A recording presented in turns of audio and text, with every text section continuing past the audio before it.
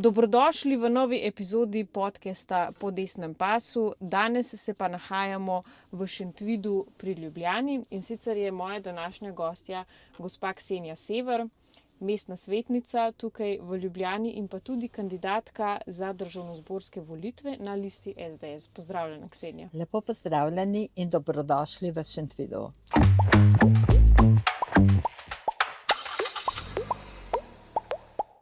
Hvala lepa. Moram reči, da smo bili zelo lepo sprejeti v tem današnjem dopoldnevu. Pa če mogoče kar začneva s prvim vprašanjem, zakaj ste se v bistvu sploh vključili v politiko? To je pa že davnega leta. Delala sem celo življenje v gospodarstvu, leta 1990 pa smo odprli družinsko podjetje in sem svoje delo nadaljevala tam. Tam sem šele videla, koliko imamo mi birokratskih ovir, kaj nam manjka, kakšni so zakoni, in tako sva nekega dne prišla v družbo dr. Jožeta Pučnika. To je bilo leta 1992. Takrat se je moj mož vključil v stranko. Istega leta smo imeli srečanje mestnega odbora ob Cerkniškem jezeru. Nikoli ne bom pozabila besed pokojnega dr. Jožeta Pučnika, ko je na srečanju se pridružil mizi, kjer sem se pogovarjala z njegovo ženo. Trudila sem se, da bi govorila nemško, pa mi je rekel: ne, gospa, lepo prosim, govorite z ženo slovensko. Žena je prišla v mojo domovino. Želi mi preko slovenskega jezika pokazati, kje imam korenine, kako lepa je naša domovina in zakaj se borim. Jaz vem, kaj pomeni domovina, ker sem živel v tujini, kamor sem bil izgnan. Te besede so meni pokazale vso veličino gospoda Jožeta Pučnika. Ja, kot ste samo rekla, gospod Jože Pučnik, dr. Jože Pučnik je bil zelo velik človek. Veliko je dal za to, da smo dobili svojo državo, samostojno državo, veliko tudi pretrpel, ne. Zdaj, vi ste imeli ta privilegij, da ste ga osebno tudi spoznali. Kakšen je bil tako osebno? Osebno je bil človek, ki mislim, da je vsaka beseda, ki je izrekel, je imela pomen. On ni govoril kar tako v 3 dni, kot rečemo, ko se ljudje pogovarjajo. Ampak on je stremel k boljšemu življenju v Sloveniji. Kaj bomo naredili? Imel je vizijo. Lepo. Meni je sicer škoda, da mi mladi ne zvemo več od Jožeta Pučnika v šolskem sistemu, ne. Jaz se šele zdaj učim, ne, odkar sem v stranki, stranka nam veliko pove o tem, ne. Zdaj mogoče glede na to, da ste mestna svetnica v Ljubljani, ne, in imamo recimo zdaj ta, kako bi rekli, škandal s temi parkirišči v Štepanjskem naselju, zdaj en parkomat so celo razstrelili, župan Zoran Janković ne hodi ravno nasproti pač stanovalcem teh naselij, ne. Kako komentirate ta njegov odnos in pa seveda kakšen je on v mestnem svetu, kako je z njim sodelovati? Poglejte, 3. mandat sem mestna svetnica, pa lahko rečem, da naše mnenja, predlogi večinoma oziroma nikoli niso uslišani. Moramo vedeti, da ima župan krepko večino. Ta se je sedaj izkazala, ko smo imeli predlog o poveličevanju nacizma. 34 glasov. Nas desnih, okolikor bi vsi enotno glasovali, nas je 11. Pa še mi ne glasujemo zmeraj enotno. Kar pa se tiče parkirnin, smo mi glasovali v Slovenski demokratski stranki proti. Zakaj? Ne gre se samo za zvišanje parkirnin, mi vidimo tudi dlje. Ljubljanska javna parkirišča so do zdaj imela možnost zadolžitve 2 milijona, kratkoročno likvidnostno. Lansko leto v mesecu novembru smo sprejeli 5 milijonov. Za leto 2026 4 milijone. To pomeni, da se v tem javnem zavodu nekaj dogaja. Poslovanje ni v redu. Direktor je gospod Babič. Kar pa je iz Štepanjskem naseljem, pa mislim, da imajo prebivalci prav. Gospod Janković je dal izjavo. Preveč imate avtomobilov, naj bo na vsako stanovanje en avto. Pa vprašajmo njega. Res ima hišo. On ima svoj avto, žena ima svoj avto, sinovi svoj avto, ta mlade svoj avto, vnuki svoj avto. Ljudem v tem času ukazovati, bom rekla, čeprav mislim v narekovajih, kako in kaj bojo živeli, kako se bojo vozili, je pa malo preveč. In ta upor, ki ga sedaj dajejo v Fužinih, mislim, da gre v pravo smer. Pa tudi parkiranje v samem centru Ljubljane. Poglejte, kaj se zdaj zgodi. Do zdaj je bilo plačljivo do 19. ure. Ljudje so prišli v mesto na razne prireditve. In ravno sem brala, da je nek gospod napisal, in to je res, da gre na prireditev, kjer da za vstopnico 10 evrov, parkira malo pred 7. uro, more plačati do 10. 3 ure, na kar še nočno parkiranje. Pravi, da 8-9 evrov za parkiranje, isto kot za vstopnino. To je samo breme občanov. Bomo videli, kako bojo občani to sprejeli, ko bojo lokalne volitve. Morda pa bo prišel račun. Ja, jaz upam, da bi se to zgodilo, ne, ker tudi obnašanje Zorana Jankovića do prebivalcev Ljubljane je zadnje čase zelo nespoštljivo, ne, nekako niti noče imeti nobenega dialoga s prebivalci, samo trmasto vztraja pri teh svojih rešitvah. Pa mogoče še, glede na to, da je na tem območju aktualen tudi kanal C0, oziroma to je bolj tam področje Črnuč, ampak še vseeno, ne, to vpliva potem na vse prebivalce Ljubljane, ki bodo potem pili, če se ta projekt dokonča, onesnaženo vodo. Pač to so določeni ljudje že dokazali, da bi prišlo do puščanja tistih kanalizacijskih cevi, ki bi tekle čez zajetje pitne vode. Zdaj, kako je možno, da, mislim, zakaj župan tako vztraja pri tem in zakaj je do tega sploh prišlo? Poglejte, v mestnem svetu smo mi sklicali izredno sejo na temo kanala C0. Vsi mestni svetniki županove liste in njegove koalicije so sejo zapustili. Seja se ni smela snemati in ljudje, podporniki, ki so stali pred mestnem svetu, da bi prišli na balkon, niso imeli te možnosti. Mi smo vztrajali in smo speljali izredno sejo. Prav tako smo mestni svetniki bili v državnem zboru, kjer smo podali svoje videnje. Kar pa se tiče gradnje kanala C0, vam lahko povem naslednje. Župan zmeraj pravi, da je to projekt, ki se je načrtoval pred njegovim prihodom. Res je. Ampak življenje se spreminja. Načrtovati projekt leta 1990, izvedba pa se je začela leta 2014, se je medtem spremenila tehnologija. Ja, res je. Takrat, ko se je ta kanal načrtoval, je bila občina Vodice in Medvode sta spadale pod Ljubljano. Leta 1994 pa sta obe postale samostojne občine. Medtem se je občina, mislim, da Vodice, že dogovarjala, da bo naredila sama svojo kanalizacijo, da bo zgradila. In je zato tudi plačala kazen, ker je odstopila takrat od tega projekta. Kar pa se tiče same izgradnje kanala C0, smo mi tukaj v Šentvidu videli, kako se polagajo cevi.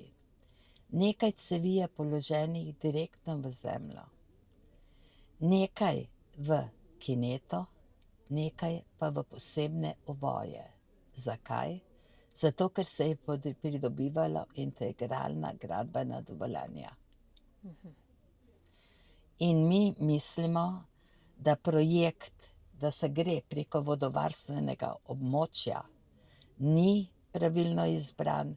Mi imamo na Brodu čistilno napravo, ki bi se lahko razširila, renovirala in bi tam se zbirala kanalizacija iz občine Medvod in Vodic.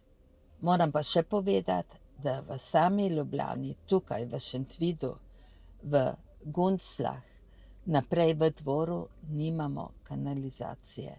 In te ljudje ne bojo priključeni na ta kanal. To se pravi, preko vodovarstvenega območja vlečemo izključno kanalizacijo iz občine Medvod in Vodice. Se pravi, to ni dejansko celostna rešitev. Ne, ne. Kaj pa to pomeni integralna gradbena dovoljenja? To pomeni, da za vsak odsek dobijo dovoljenje. Recimo, kot če bi vi hišo gradili, pa bi imeli dovoljenje za kletne prostore, pol za prvo nadstropje in tako dalje. Po delih se pravi. Po delih, ja. A da se s tem nekako izogne presoji vpliva na okolje? Tako. Pa če se zdaj še premakneva na nacionalno politiko, ne? Zdaj smo, mislim, že pred nekaj časa smo dobili davek za dolgotrajno oskrbo, v zameno pa nobene storitve, ne? Plačujemo nekaj, česar ni, na odločbe se čaka zelo dolgo časa, kljub temu, da je dolgotrajna oskrba že nekako bila zagotovljena, bi morala živeti že vsaj 2 leti, ne? Kako komentirate takšno početje aktualne vlade? Ta zakon bi mogel zaživeti takoj, ko je bila naša vlada končana, ko je prišla vlada Roberta Goloba. Pa so ga zamaknili za 1 leto in spreminjali. Kaj so zdaj naredili? Zdaj imamo v bistvu 2 oskrbe. Imamo dolgotrajno oskrbo in socialno oskrbo. Kaj to pomeni? Ljudje, ki danes vstopijo v varstvo, v dome starejših občanov, so obravnavani po socialni oskrbi, to pomeni po starem zakonu in plačujejo, bom rekla, naprimer 1000 evrov. Medtem ko ostali, ki so pristopili k temu zakonu, pa imajo 700 evrov. Ampak zgodile so se krivice. Invalidi plačujejo po starem, celo povečale se jim položnice.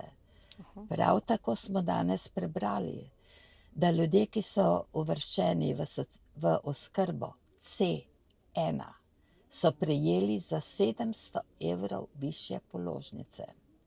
To so ljudje, ki so sicer opravilno sposobni, ampak rabijo določene višje standarde.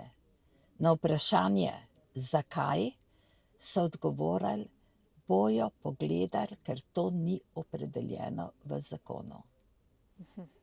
Teh ljudi ni malo. Tudi občine, ker marsikatera občina doplačuje to oskrbo, ima za te ljudi sedaj višje doplačilo. Plačati za oskrbo v domu 2000 evrov, to je pa to je kar hudo, ja. Nepredstavljivo. Ampak ravno oni so se hvalili, da bojo zdaj položnice nižje za domove. Ja, položnice za te, ki so, bi rekla, ki dejansko rabijo samo prenočevanje, oskrbo, da so v domih, so nižje. Samo počakajmo par mesecev. Jaz sem bila v nadzornem svetu DSO-ja in vem, kaj te ljudje morajo vse posebej plačevati. Plačevanje je posebej. Kolikokrat mu pomagajo, da ga oblečajo ljudje, ki sami ne morejo iz postelje. Striženje nohtov, umivanje las in tako dalje. čez 2-3 mesece bo vse to prišlo dodatno na položnice. Ja, seveda, to se potem vse kupiči, ne. Poleg tega je pa treba povedati, da pa ostali prebivalci, vsi državljani Slovenije, smo pa obremenjeni s davkom. Tako. Če boste vi vprašali kogarkoli na cesti, bo rekel, ja, plačujem 1% za dolgotrajno oskrbo. Ni res. Zaposleni plačujejo 2%. Pa vam bom dala na primeru, recimo, da ima nekdo 1500 evrov bruto plače.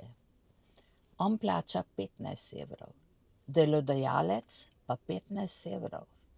To pomeni, da je v podjetju, kjer je zaposlen, manj denarja.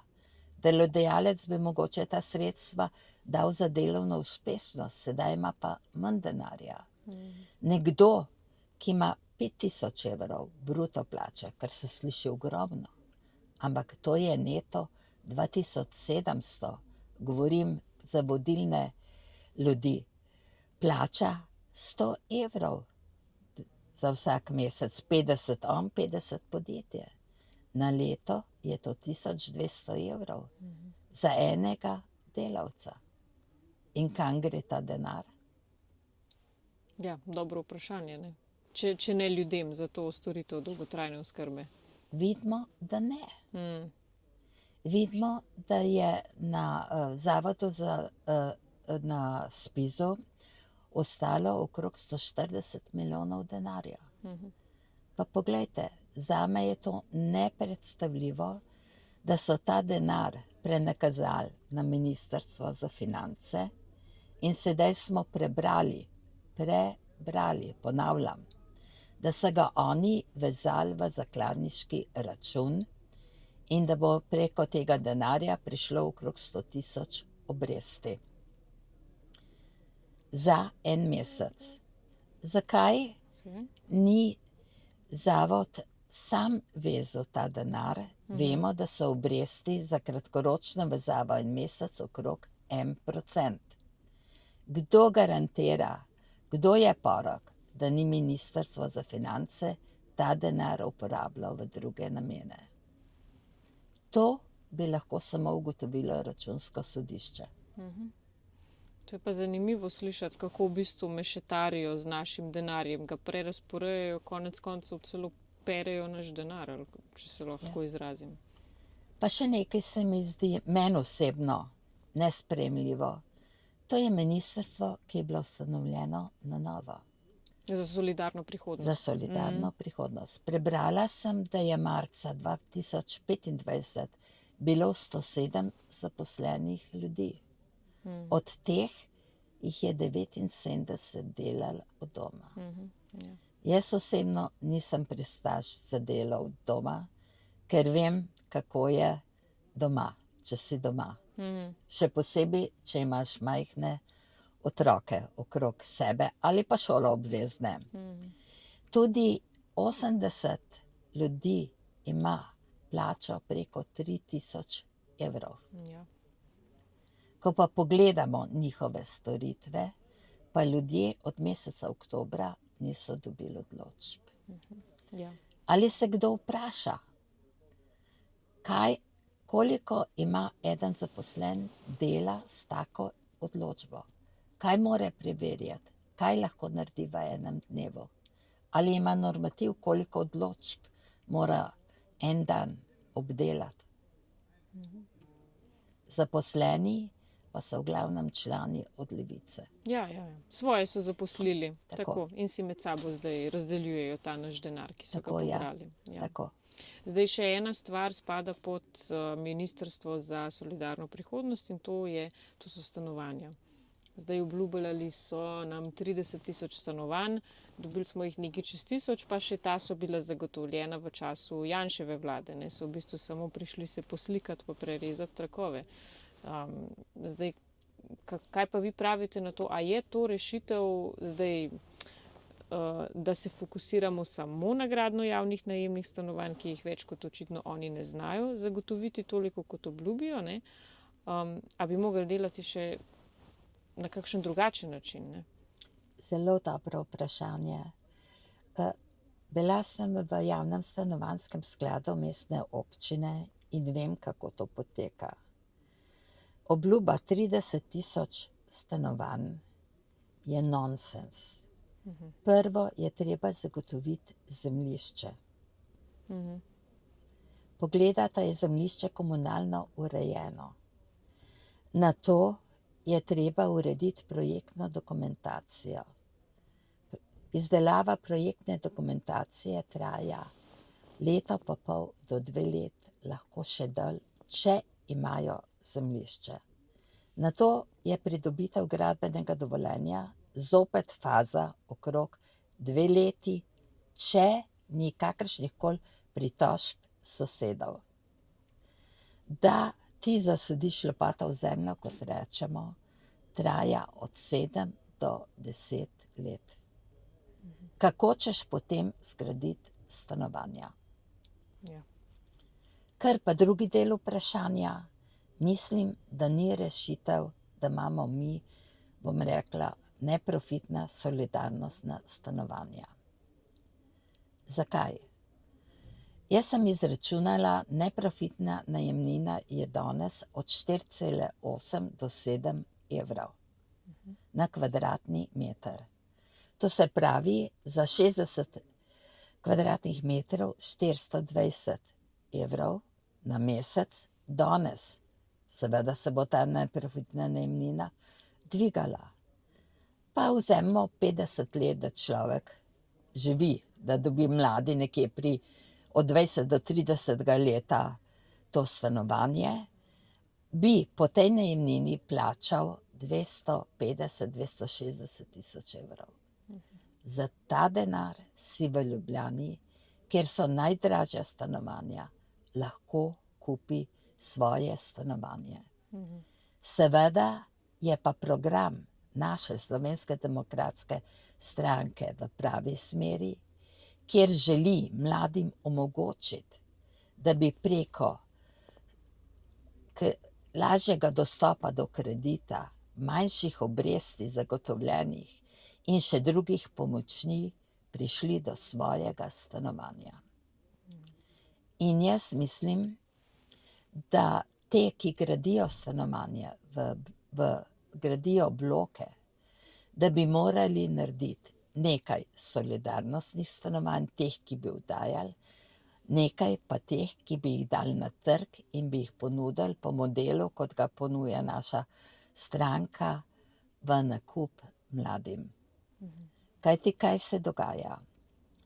Ta stanovanja, ki jih daje stanovanjski sklad, pa naj bo mestni ali republiški, v glavnem zaprosijo ljudje, ki so postali državljani sedaj po naši osvoboditvi. Te ljudje, bom rekla, so polni ali pa so namazani z vsem mažami. Se pravi, znajo izkoriščati sistem. Tako. Ne plačujejo najemnine. Ne plačujejo storitev komunalnih, vode, elektrike in tako dalje. Če je lastnik stanovanjski sklad, je dolžan vsak mesec plačati elektriko, vodo, snago in tako dalje. Zdaj pa preidemo na našo zakonodajo, ki je pač taka. Prvo gre opomin. Enkrat, dvakrat, trikrat. Nato preidemo na izvršbo. Nosilec stanovanjske pravice trenutno ni zaposlen ali pa ima socialno pomoč in mu ne smejo utrgati. Nato pride do tožbe. Tožbe trajajo 5 do 10 let in vsako leto se odpisujejo veliki zneski. Nato pa, ko pride le tožba na sodišču do epiloga, se pa pojavi osebni stečaj. In prenos pravice najemniške na stanovanje na drugo osebo, pa naj bo to žena ali sin. Ja, torej smo potem zavrtimo v začaranem krogu. Začaranem Ja. krogu, tako je. Ja. Ja. Torej, ja, ker tudi mladi si želimo, da bi na dolgi rok postali lastniki stanovanj, ne pa da so nam zgolj nudene takšne rešitve, ki jih ponavadi niti mi ne dobimo, ne. Ampak tako, kot ste zdaj povedali. Poglejte, Slovenci smo pridni narod. Če pogledate vi, ki ste mlajša, svoje starše, gradili so vse sobote, nedelje, kdor ima hišo. Prišli so pomagati sorodniki. Kdor je kupil stanovanje, je imel kredit. Kot otrok ste siguren vedela, joj, še leto, še 2, pa bomo bili prosti kredita. Slovenci smo resnično ustvarjalni, ne želimo živeti od dela tujih rok, ampak od dela svojih rok in smo na to tudi ponosni. Res je.